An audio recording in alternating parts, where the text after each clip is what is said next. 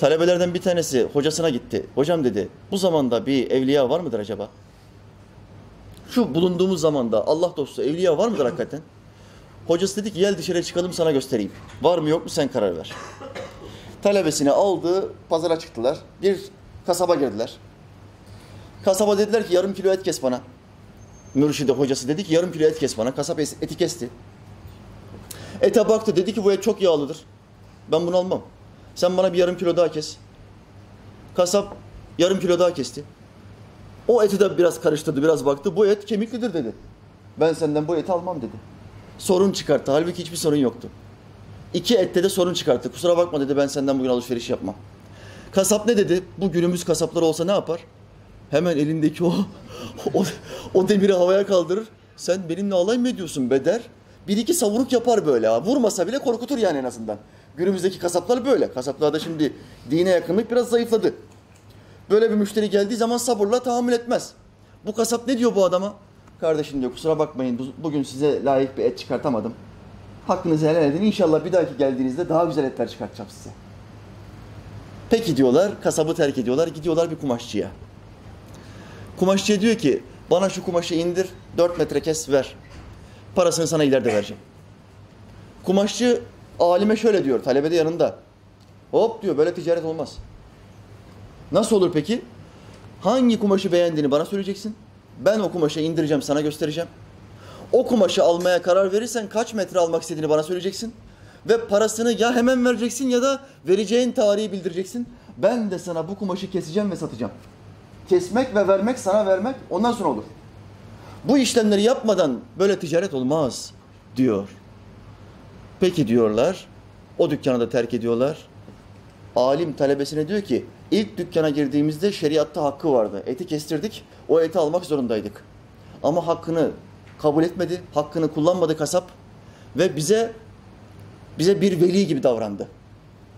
Normalde kasabın o eti ona vermesi gerekiyor. Çünkü kestirdi, almak zorunda. Ama o kusuru kendisinde aradı. Hakkı olmasına rağmen hakkı istemedi. Hakkını kime tevdi etti? Allah'a tevdi etti. Benim hakkımı senden Allah alır dedi. Diğer esnaf ise şeriata, kitaba ve sünnete tamamen bağlı. Hakkını bu dünyada istiyor. Ticaret böyle olmaz diyor. Bakın ikisi de Müslüman ama birisi İslamiyet'i daha bir zirvede yaşıyor. Muhammed Aleyhisselam ve sahabeleri gibi tasavvufi bir ahlakla.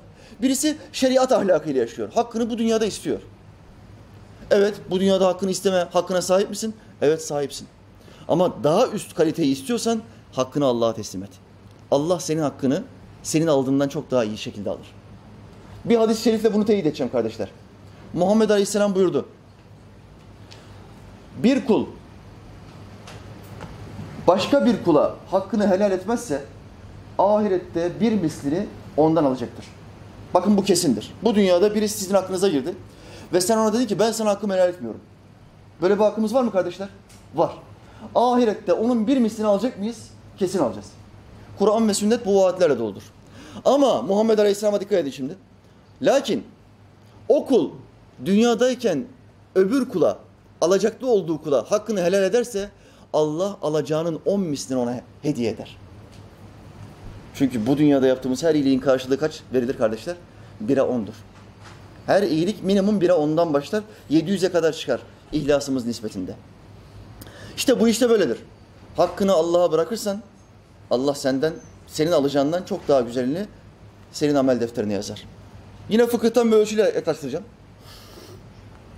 Biliyorsunuz bir insan başka bir insanı kazaen öldürürse arabayla geri giderken yolda komşunun çocuğunu ezdin ve cinayet işledin. Bu cinayettir fakat kasti olarak değil. Arabayla çıkmak istedin, onu ezmek niyetinde değildin. Çocuk bir anda arabanın altına girdi ve ezdin. Allah böyle bir sınavla bizi imtihan etmesin. Amin. Her gün o adamın yüzüne bakmak zorundasın. Çok acı bir şey. Başına gelmiş olan yakınların da var. Allah sabır versin. Çocuğu kazaen ezdin ve öldürdün. Şimdi karşı taraftaki ailenin ne hakkı var? 3 tane hakkı var. 1, kısas isteyebilir. Bu şeriattaki hakkıdır. Devlet der ki benim adıma bu adamı öldüreceksin. Çünkü kazaen bile olsa öldürdü. 2, daha bir müşfik olur, biraz daha yumuşak olur. Fidye ister. Kısas, sonra fidye. Kan parası. Buna halk arasında kan parası denir. Bir bedenin kan parası ne kadarsa 100 devedir İslam'a göre. 100 devenin miktarı neyse buraya kadar bir kan parası isteyip can hakkından vazgeçebilir. Bu 2'dir. 3 nedir? Salı verir. Ben hak istemiyorum. Ben hakkımı Allah'a bırakıyorum der. İşte bu çok az insanın yapabileceği bir şeydir. Bak paradan da vazgeçiyor, candan da vazgeçiyor. Ben hakkımı ahirete bırakıyorum. Bu kardeş de kasti olarak yapmadı. Benim çocuğumu kasti olarak öldürmedi. Ben mükafatımı Allah'tan bekliyorum derse bu diğer 2 davranıştan çok daha üstün bir davranış olur. Güzellikle salıvermek. Kısas, diyet, af. 3 tane fıkhi kaide. Affı seçenin kulu Allah Teala çok sever. İşte bu iş böyledir kardeşler. Bu dini bilirsek, bu dini içimize sindirirsek dini zirvede yaşamak isteriz. İçimize sindiremezsek sahte Müslüman oluruz ve nasıl kaçabilirim, nasıl kurtulabilirimin hesabına gireriz. Bakın zekat zamanı geçti. Zenginlerin birçoğu zekatını tam manasıyla verdi ama birçoğu da bizden yüzlerce fetva sordu.